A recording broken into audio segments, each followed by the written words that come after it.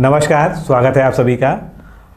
आज हमारे साथ हैं सर्वेश कुमार श्रीवास्तव जी। पहले मैं इनका परिचय करा दूं। जो है ये प्रयागराज डिस्ट्रिक्ट के रहने वाले हैं और इनका भी हाल ही में जो लोअर पीसीएस 2019 का अंतिम चयन परिणाम घोषित हुआ है उसमें अधिशासी अधिकारी यानी ईओ के पोस्ट पे चयन हुआ है। और एक सबसे और अच्छी बात यह है कि इन्होंने मार्क्स के अनुसार जो है उसमें लगभग टॉप किया। अभी उस तरह की लिस्ट नहीं जारी हुई है, लेकिन जो इनको मार्क्स प्राप्त हुए हैं उसके अनुसार जो है कि स्पष्ट अनुमान है कि ये जो है ईओ की जो पोस्ट थी उसके ये टॉपर रहे हैं। तो आप सभी की तरफ से, डिकोड एग्ज़ाम की तरफ से जो है मैं इनका बहुत बहुत स्वागत करता हूं। और जो है हमारे स्टूडियो में ये आए हैं। आज हम लोग बातचीत करेंगे इनसे और समझेंगे कि कैसे इन्होंने तैयारी की, क्या इनका जो है धीरे धीरे इन्होंने कई सारी परीक्षाएं अनुभव लिया है। तो सबसे पहले मेरा जो है यही प्रश्न इनसे जो है कि आपकी पारिवारिक पृष्ठभूमि क्या है। प्रयागराज से हैं तो आपकी पारिवारिक पृष्ठभूमि क्या है, परिवार में कौन कौन लोग हैं और जो है ये सफलता जो है वो आप कितना मायने रखती है आपके लिए जो है। ये सबसे पहले तो मैं सर को बहुत बहुत धन्यवाद देना चाहूँगा यहाँ पे बुलाने के लिए। और पारिवारिक पृष्ठभूमि में मेरे ये है कि मेरे दादाजी वो रिटायर्ड ब्लॉक डेवलपमेंट ऑफिसर हैं जी जी। और अभी वो लगभग इस टाइम पे वो 94 साल के आसपास की उम्र है और अभी भी बिल्कुल स्वस्थ हैं। और पिताजी मेरे खेती का काम करते हैं। अच्छा। माताजी जो है अपना गृह कार्य। और मेरी एक बड़ी दीदी हैं वो मुख्य आरक्षी हैं इस समय पे। अच्छा। यहीं पे रायबरेली में ही। अच्छा। यूपी पुलिस में जी जी। और उसके बाद मैं ही हूँ। और फिर दो छोटे भाई बहन हैं वो भी तैयारी में लगे हुए हैं। अच्छा। और बढ़िया तैयारी चल रही है उन लोगों की भी। तो मेरा ये है कि मैं फिर मतलब वर्तमान समय में मैं CPWD में लोक निर्माण विभाग में, केंद्रीय लोक निर्माण विभाग में कार्यरत हूँ। कहाँ पर हैं आप? मैं दिल्ली में। अच्छा, दिल्ली में 2018 से ही कार्यरत हूँ। तो और उसके इसमें चयन कैसे हुआ था आपका जो है? इसमें मेरा चयन हुआ था SSC के थ्रू। अच्छा अच्छा जी। तो 2018 से मैं वहाँ कार्यरत हूँ और उसके साथ साथ मैंने यूपी PCS की, RO की और लोअर PCS की, वीडियो की कई परीक्षाओं की मैंने तैयारी भी की और ठीक ठाक प्रदर्शन भी रहा। कई पेपर भी इस दौरान मेरे निकले। अच्छा अच्छा। और लोअर का तो सर ने बताया ही।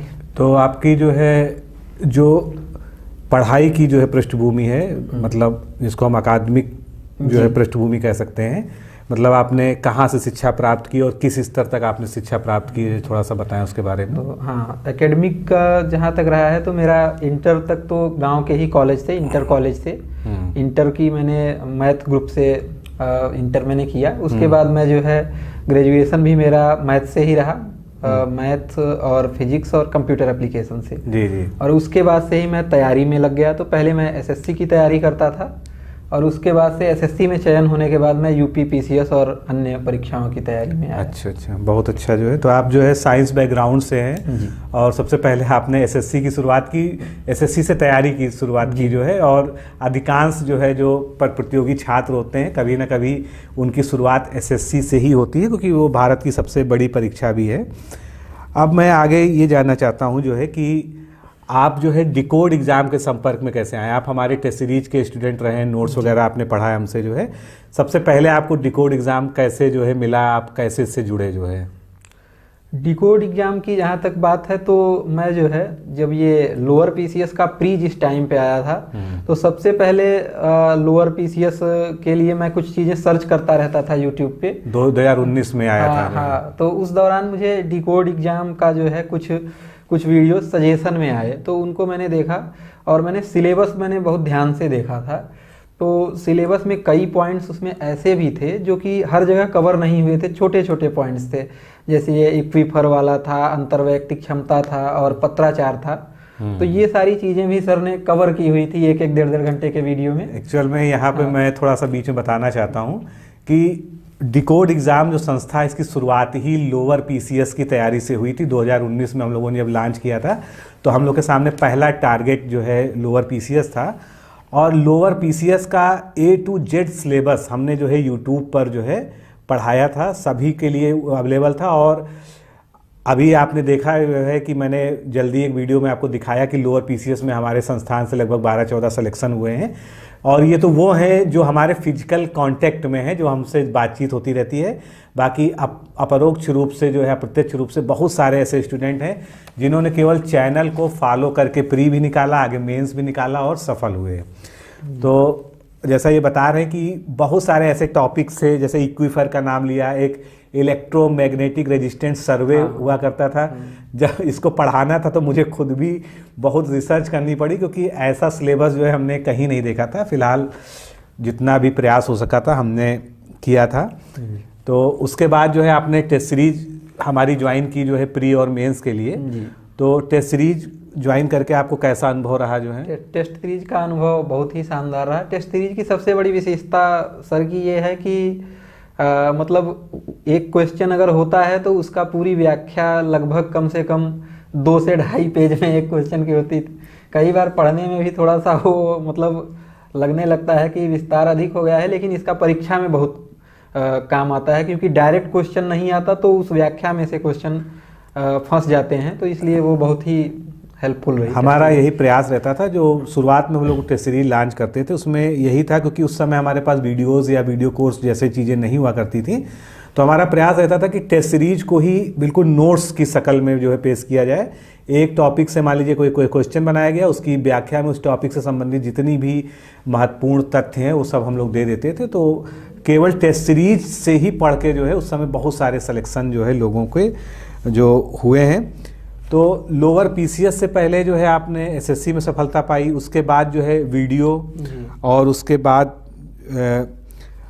एनटीपीसी में भी जो है आप सफल रहे। जो है आपके परसेंटाइल 101% था, जैसे आपने बताया था। तो अब जो है देखिए, अभी तक तो जो है सफलता की बात रही। आपके साथ जो है जो आपके भाई बहन बैठे हुए जो आपको देख रहे हैं, वो ये जानना चाहेंगे बिल निश्चित रूप से कि जब आप पढ़ते हैं किसी परीक्षा के लिए तो आपकी क्या स्ट्रेटजी रहती, क्या रणनीति अपना के आपने पढ़ा जो है कि आप लगातार हर परीक्षा में जो है सफल होते गए? तो रणनीति का तो यही है कि सबसे पहले तो बेसिक चीज़ें कोई भी आदमी जब प्रतियोगिता के क्षेत्र में आएगा तो वो तो सबसे पहले करनी ही पड़ती है। उसके बाद अगर कोई विशेष परीक्षा पास करनी है तो सबसे पहले उसका सिलेबस बहुत बारीकी से 2-3 बार ध्यान से कम देखना ही देखना चाहिए। और फिर जब सिलेबस आपने देख लिया तो उसके हिसाब से एक ऐसी स्ट्रेटजी बनानी चाहिए जिसमें मिनिमम एफर्ट्स में मैक्सिमम आउटपुट हो, और उस हिसाब से अपना तैयारी करनी चाहिए। और उसी हिसाब से मैंने भी की, क्योंकि मैं तो नौकरी में भी रहा हूँ। लोअर पीसीएस की तो मतलब तैयारी पूरी मेरी नौकरी के दौरान हुई, क्योंकि 2018 के अक्टूबर में मैंने सीपीडब्ल्यूडी ज्वाइन किया था जी। और ये 2019 के जनवरी में इसका फॉर्म निकला। तो प्रीलिम्स इसके 2019 के सितंबर में हुए थे और मेंस 2021 के अक्टूबर में। तो मतलब इसका पूरा प्रीलिम्स और मेंस दोनों नौकरी के साथ ही हुआ। तो मतलब अपेक्षाकृत मतलब थोड़ा सा तो कम टाइम मिला ही, क्योंकि नौकरी में होने के कारण। तो इसलिए थोड़ा इस हिसाब से स्ट्रेटजी बनानी पड़ी कि कम पढ़ के कैसे मैक्सिमम आउटपुट लिया जाए। तो जॉब के साथ पढ़ाई करने में बहुत सारी दिक्कतें आती हैं। हमारे बहुत सारे ऐसे जो है छात्र हैं जुड़े हुए जो जॉब कर रहे हैं और हमसे जुड़ के पढ़ाई भी कर रहे हैं। तो थोड़ा सा मैं जानना चाहूँगा, आप 10 से 5 की नौकरी करते रहे होंगे जी। तो 10 से 5 की नौकरी के साथ आप कितना समय देते थे पढ़ाई में जो है, वैसे और तो कैसे मतलब समय मैनेज करते थे? जो वैसे तो सामान्यतया तो 5 से 6 घंटे मान लीजिए रेगुलर बेसिस पे, और एग्जाम टाइम में छुट्टी लेके या कैसे भी उसको 8 घंटे 9 घंटे तक किया जाता था। तो इसी तरह से किया है। और जब आप जो है पढ़ाई की बात करते हैं तो इसमें जैसे सिलेबस में एक एक चीज़ से हम जुड़ते हैं, ऐसे बेसिक्स की तैयारी की बात की आपने। तो सामान्य अध्ययन के लिए मूल रूप से आप कौन सी किताबें जो है पढ़ रहे हैं या पढ़ते थे? जो है सामान्य अध्ययन के लिए, क्योंकि सबसे पहले मैं एसएससी की तैयारी शुरू किया था तो उसमें उतना बड़ा रोल नहीं होता। तो सबसे पहले तो मैंने लूसेंट ही 2-3 बार अच्छे से की थी। लेकिन उसके बाद जब अब यूपीपीएससी और इन सब चीज़ों के लिए आया तो इसके लिए फिर एनसीईआरटी और अन्य मानक पुस्तकें और कई जगह से यूट्यूब लेक्चर्स और जो भी जहाँ से भी बेहतर मैटर मिल जाता है उसको उस हिसाब से पढ़ लेते हैं। तो आप नोट्स भी बनाते थे अपने जो है? जी सर, नोट्स भी हमने तो बनाए नोट्स हुए हैं। बनाने का क्या आपका तरीका रहता था? सर नोट्स मेरे बनाने का तरीका ऐसा है कि वो नोट्स केवल मेरे ही काम आ सकती है, क्योंकि मैं नोट्स पढ़ता हूँ और जो चीज़ मुझे समझ में नहीं आता उसको बहुत ही ज़्यादा शॉर्ट फॉर्म में नोट्स में बना लेता हूँ। नहीं, यही नोट्स अपने लिए ही हाँ, बनाया जी, जाता है, जी। नोट्स दूसरे के लिए नहीं हाँ। बनाया जाता है, क्योंकि अगर नोट्स दूसरे के लिए लिखा जाएगा तो वो नोट्स ना होके जो है पूरी हाँ, किताब बन किताब जाएगी, बन जाएगी। और उसमें समय भी बहुत जाएगा और उसका कोई विशेष लाभ नहीं होगा। नोट्स केवल रिवीजन के लिए जी सर। इतना लिखना चाहिए, जो भूलने वाले पॉइंट हो वो आपको उसमें आपके पास हो सकें और एग्जाम टाइम में आप तेजी से रिवीजन कर सकें, यही उसका उद्देश्य होना चाहिए। जी सर। साइंस आप बैकग्राउंड के रहे हैं, तो हिंदी वगैरह में कैसा आपका प्रदर्शन रहा? हिंदी की तैयारी आपने कैसे, क्योंकि लोअर पीसीएस में तो हिंदी का बहुत बड़ा रोल रहा है। हिंदी की तैयारी सर, एक तो डिकोड एग्जाम का ही वीडियो था, लगभग 6 से 7 घंटे का वीडियो था आरओ का, उसको मैंने देखा। तो मेरे जो है 25 प्रश्न हिंदी के आए थे, जिसमें से एक प्रश्न गलती हुआ था मेरा, वो भी मतलब सिली मिस्टेक ही कही जाएगी, आसान सा क्वेश्चन था, गलत हो गया था। बाकी उसके बाद मैंने आरओ का जो है प्रीलिम्स भी निकाला और मेंस में भी ऑब्जेक्टिव वाले में, हालांकि अंत मतलब फाइनल सिलेक्शन मेरा नहीं हुआ, लेकिन हिंदी में मेरे 60 में 58 सही थे। तो हिंदी में मेरा प्रदर्शन बेहतरीन रहा है, और मतलब साइंस बैकग्राउंड का होने के बावजूद हिंदी में मेरा बेहतरीन प्रदर्शन रहा है। अगर हिंदी में बुक्स की बात की जाए तो आपने किन बुक्स का अध्ययन किया है अभी तक जो है तैयारी के लिए? हिंदी में मैंने बस 3 चीज किया है। एक तो मैंने आदित्य प्रकाशन की बुक पढ़ी है, दूसरा डिकोड एग्जाम की ई बुक पढ़ी है, और तीसरा आपका वो जो 7 या 6 घंटे का वीडियो था उसको 2-3 बार देखा है। उसी में से जो मुझको नहीं आता था या कुछ ऐसा लगता था उसका स्क्रीनशॉट ले लेता था। अच्छा। बस वैसे ही किया है हिंदी के लिए। और साइंस के आप थे ही, तो साइंस आपको जो है बहुत ज़्यादा एफर्ट करने की जरूरत नहीं, क्योंकि लोअर पीसीएस में साइंस का एक बड़ा रोल रहा है, और खासकर बायोलॉजी में। और बायोलॉजी में मैंने बहुत सारे लेक्चर भी उस समय बनाए थे, खासकर विटामिन, मानव पोषण, आहार, हाँ। और उनसे डायरेक्ट क्वेश्चन भी आ गए थे सारे। हाँ, कैलोरी वगैरह भी था, तो बहुत सारे उसमें क्वेश्चन भी आ गए थे। तो आगे की आपकी क्या प्लानिंग है? आप एक नौकरी कर रहे थे, एक और अच्छी नौकरी, मतलब थोड़ा सा पहले तो ये अधिशासी अधिकारी जो पद है, ये क्या पद है, थोड़ा सा बताएं हम लोग को जो है। अधिशासी अधिकारी का मतलब ये है कि जो है नगर, ये जो डिसेंट्रलाइज्ड व्यवस्था है, इसके पंचायती राज व्यवस्था, पंचायती राज व्यवस्था, इसके थ्रू जो है अर्बनाइजेशन का कुछ मतलब जो भी काम किया जा रहा है, कस्बों को उनको जो है डेवलप करने के लिए, फिर उन्हीं को बाद में उन्हीं का बड़ा रूप स्मार्ट सिटी के रूप में देखने में मिलता है। तो इस स्तर पे जो है अधिशासी अधिकारी का काम ये है कि नगर पंचायतों में वहाँ के प्रशासक और जो जनता के द्वारा चुने हुए प्रतिनिधि चेयरमैन होते हैं, उनके साथ मिल करके उस संबंधित पंचायत के विकास में जो है अपना भागीदारी सुनिश्चित। कुल मिला के ये पब्लिक से सीधा जुड़ा हुआ जो है आपकी पोस्ट है जो है। जी सर। तो आपको सीधे जनसेवा का अवसर भी इसमें मिलेगा जो है। तो इसमें किसी भी जिले में पोस्टिंग हो सकती है? हाँ जी सर, किसी भी जिले में नगर पंचायतों में ही अच्छा पोस्टिंग मिलेगी। आपके बारे में एक और विशेषता रही है कि आप साहित्य लेखन से भी जुड़े हैं, साहित्य में भी काफ़ी इंटरेस्ट रखते हैं। तो थोड़ा सा अपना साहित्यिक क्या आप सफ़र है, साहित्य में क्या आप इंटरेस्ट रखते हैं, उसके बारे में बताएं। ये तो सर एक तरह से हॉबी भी कह सकते हैं। तो मैं लिखने से मतलब जुड़ा रहा हूँ, मतलब ग्रेजुएशन के दौरान से ही जुड़ा रहा हूँ, छोटा मोटा लिखते थे। और चूंकि तैयारी और नौकरी के कारण उतना समय नहीं मिला तो कभी वो नहीं, लेकिन हाल फिलहाल में 1-2 छोटे मोटे प्रकाशनों के साथ मैं जुड़ा हुआ हूँ। और अच्छा। वही लघु कविताएं और वैसी बड़ी कविताएं भी, और भी ये सब चीज़ें, या जो भी वो कंटेंट कभी कभी बोलते हैं तो उस हिसाब से लिखते हैं। अच्छा, कोई आपकी पसंदीदा कविता जो आपने लिखी हो और आप अगर सुनाना चाहें तो 2-4 लाइन यहाँ पर अगर बोल सकें तो ज़रूर बोलें। तो सर एक छोटा सा बोलना चाहूँगा। हाँ, बिल्कुल, छोटी सी कविता, क्योंकि आप देखना चाहें तो देख भी लीजिए। जी सर, देखना तो पड़ेगा। कोई उसमें ऐसा नहीं है जिससे, क्योंकि ये भी आपकी एक अच्छी प्रतिभा है और रचनात्मक दिमाग होता है तो बाकी पढ़ने में भी उसका असर होता है। जी जी सर, ये अभी जो है मैंने मतलब ये एक कविता है मेरी, अभी हाल ही में लिखी है, नए सफ़र की तैयारी है। अच्छा। तो होता क्या है कि आदमी जब भी अपने जीवन में उतार चढ़ाव के पड़ाव में एक पड़ाव पार कर लेता है तो फिर दूसरे पड़ाव की तैयारी में जुट जाता है। अपनी असफलताओं से भी कुछ सीखता है, असफलताओं से भी सीखता है जी। और आगे के लिए कोशिश करता है। तो यही छोटी सी कविता है।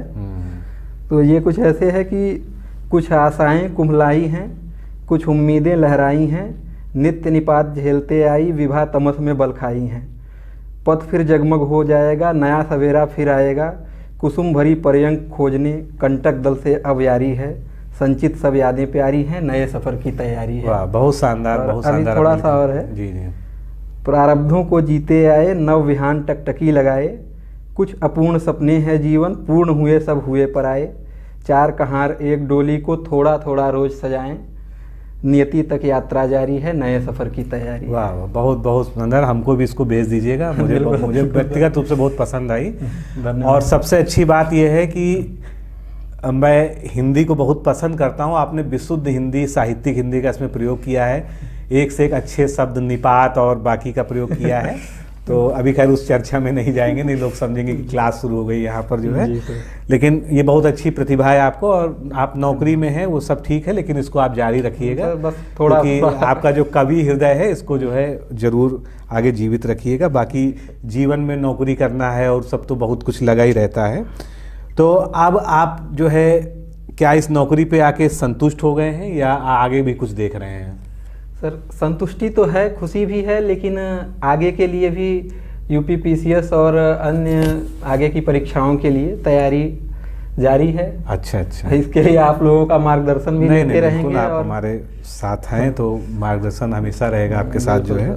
तो उसकी तैयारी अभी कर रहे हैं। अभी फिलहाल 2023 के यूपीपीसीएस पे फोकस है फिलहाल।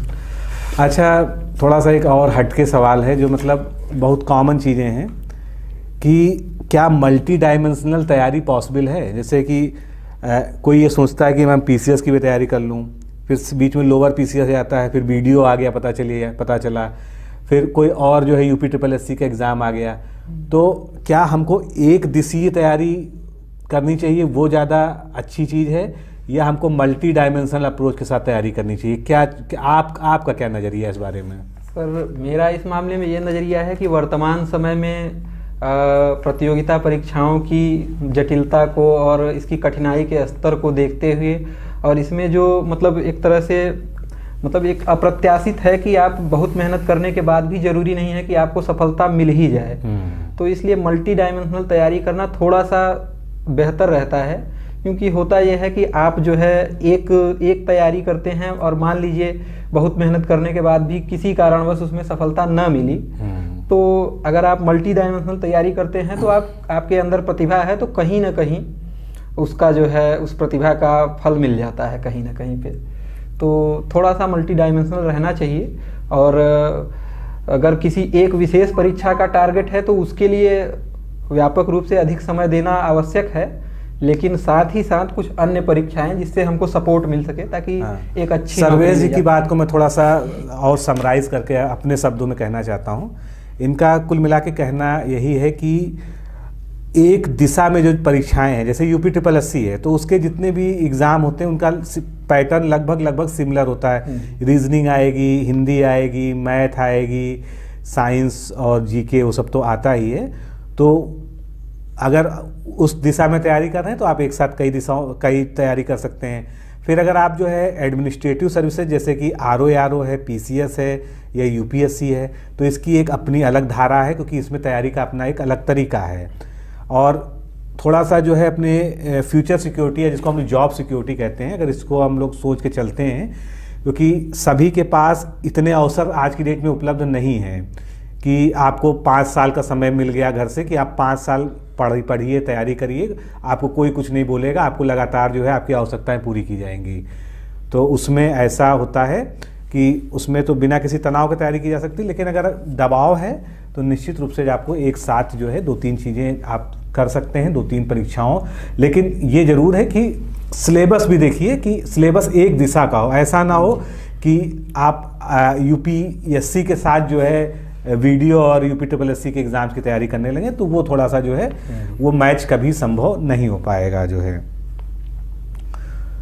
तो यूपी पीएससी में जो है आप पीसीएस के लिए तैयारी कर रहे हैं अब जो है, तो सामान्य अध्ययन तो आपने काफ़ी तैयार कर ही लिया होगा। आपका जो है अगर आपको आपका वैकल्पिक विषय चुनना हो तो जो अभी तो खैर उस पर विवाद भी चल रहा है कि वैकल्पिक विषय रहेगा कि नहीं रहेगा, तो आप कौन सा विषय लेंगे, क्योंकि आप साइंस साइड से हैं तो फिर भी क्या आपका इंटरेस्ट रहेगा? वैकल्पिक विषय सर मैं तैयार कर चुका हूँ, हिंदी साहित्य तैयार किया। अच्छा, बहुत सही। और हालांकि अभी इस पे विवाद है तो यूपी पीसीएस में देखा जाएगा, बाकी यूपीएससी में तो काम देगा ही, लेकिन यूपी पीसीएस में तो फिलहाल हटने के चांसेस भी दिख रहे हैं। तो हिंदी साहित्य, क्योंकि आप हिंदी में वैसे भी आप इंटरेस्ट है, तो हिंदी साहित्य जो है निश्चित रूप से जो है आपके लिए बहुत सूटेबल विषय भी है, क्योंकि कोई विषय अगर हमारे मन से जुड़ा हुआ हो तो उसमें हमको सहजता ज़्यादा होती है।